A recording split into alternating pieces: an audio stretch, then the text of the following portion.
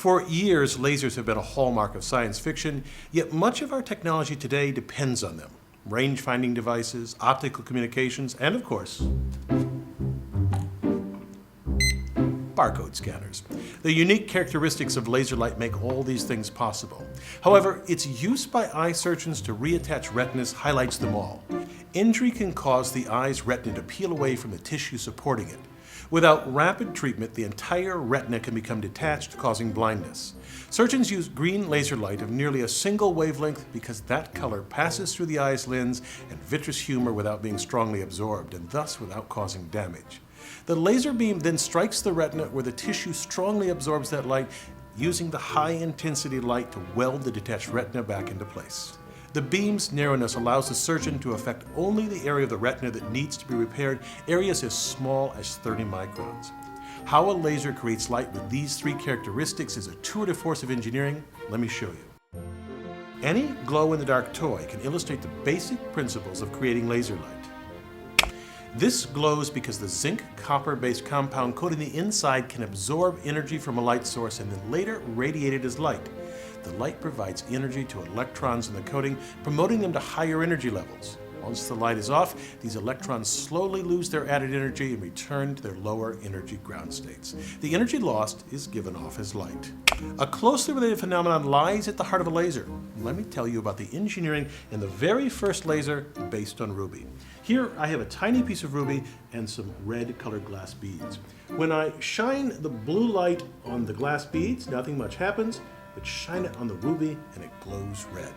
Unlike the glow-in-the-dark ball, the light appears immediately, and when I shut off the blue light, it disappears. In 1960, Ted Mayman demonstrated the first laser by taking a cylinder of ruby and surrounding it with a xenon arc flash lamp used in aerial photography. An intense burst of light from the lamp initiates lasing. To see how it works, let's look at what happens with a weaker lamp. A flash would promote a few electrons from the ground state to an excited state. They'd lose a bit of energy, fall to a lower energy state without emitting light, and then drop from there to the ground state, giving off a burst of light. The light produced would be incoherent light, a spectrum of colors and intensities, just as my small laser made the ruby sphere glow. To create a laser takes an extremely powerful lamp. In the ruby laser, repeated flashes, called pumping, make something amazing happen. They supply so much energy that a population inversion occurs. Here, more electrons in the energy level just above the ground state than in the ground state. Electrons from a population inversion returning to the ground state release light that starts an avalanche called stimulated emission. The photon produced when an electron decays induces other excited electrons to simultaneously decay and release nearly identical photons. That creates coherent light, meaning that the crests and troughs of every light wave in the beam match up. Now, at this point, we have coherent light, but not yet the other two properties of laser light. To get a narrow beam with all the light rays parallel and of a nearly single wavelength requires an addition to the ruby rod. Mayman silvered the ends to reflect the light within the ruby cylinder. He made the two ends of the rod astonishingly parallel to each other. From top to bottom, the distance between these two mirrors differs by no more than 200 nanometers. Inside this resonant cavity, two things happen. First, any light rays that don't line up with the axis eventually just exit out the side of the cylinder, and the light parallel to the axis becomes intensified and narrowed in wavelength. The mirrored ends create a standing wave, which means only light of particular wavelengths can exist inside the cavity. By choosing the rod length correctly, we can get the nearly single wavelength of light characteristic of a laser.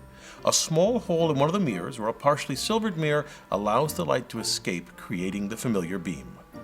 Now, since the first ruby laser was created, lasers have become easy and cheap to manufacture. For instance, this laser pointer uses a semiconductor diode to produce light.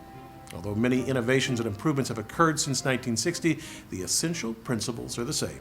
I'm Bill Hammack, the Engineer Guy.